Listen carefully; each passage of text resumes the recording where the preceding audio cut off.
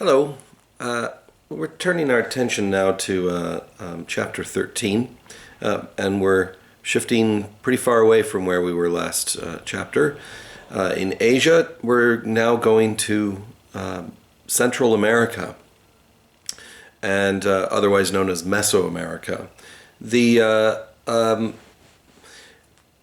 Once again, we're looking at a location where independent invention of domesticated plant species took place, and the transition of neolithization from hunting and gathering to farming and herding took place, which of course, once again, is the foundation for increasing social complexity.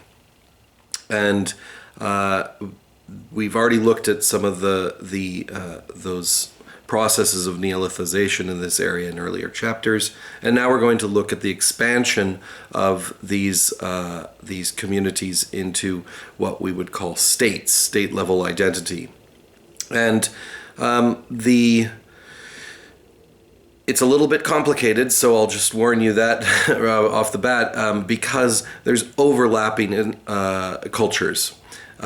And really that's where the complication arises. It's not actually, shouldn't be too confusing, and I've included some timelines in your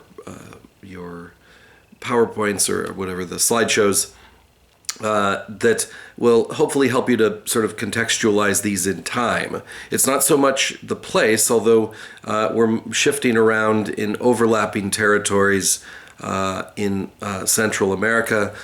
Some of these groups were sort of centered in the Yucatan. Some were in Mexico, and some were actually empires that took over multiple territories, as we'll come to.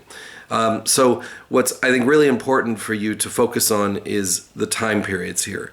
So you're going to see some cultures rising up, and as they're going into decline, you'll see other ones rising up at the same time. You'll see overlap of cultures where, for instance, the Maya were a culture that still exists and has existed for 4,000 years or so. So during that time, you've seen rises and falls of many different cultures in this area. So that's really where the confusion takes place. And so we're going to have three basic foci here, three things that we're going to focus on. The first of it is the rise of urbanization in this area from some communities that we actually don't really know their names because or at least their ancient names, because they didn't leave us writing. And so we're going to look at the archaeological evidence for the nature of social organization we're going to look at the first city, Monte Alban, but also the city of Teotihuacan, which is a really substantial and very important site that we're going to look at in great detail.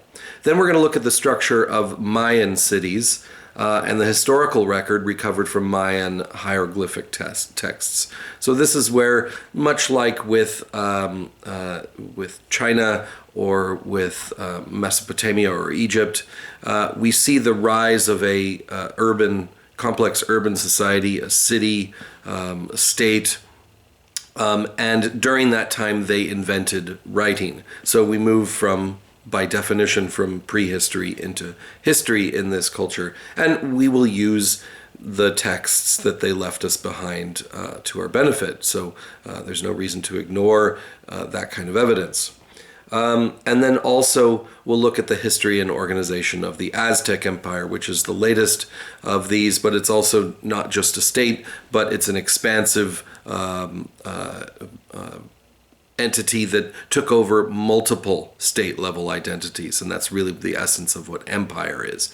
We've seen empires before in Mesopotamia, and eventually also in China and elsewhere, lots of places. But the Aztecs are an important Mesoamerican empire, and we're going to look at their history and organization. So we're going to take those three basic units and we're going to break them down. So I'll see you in these lectures.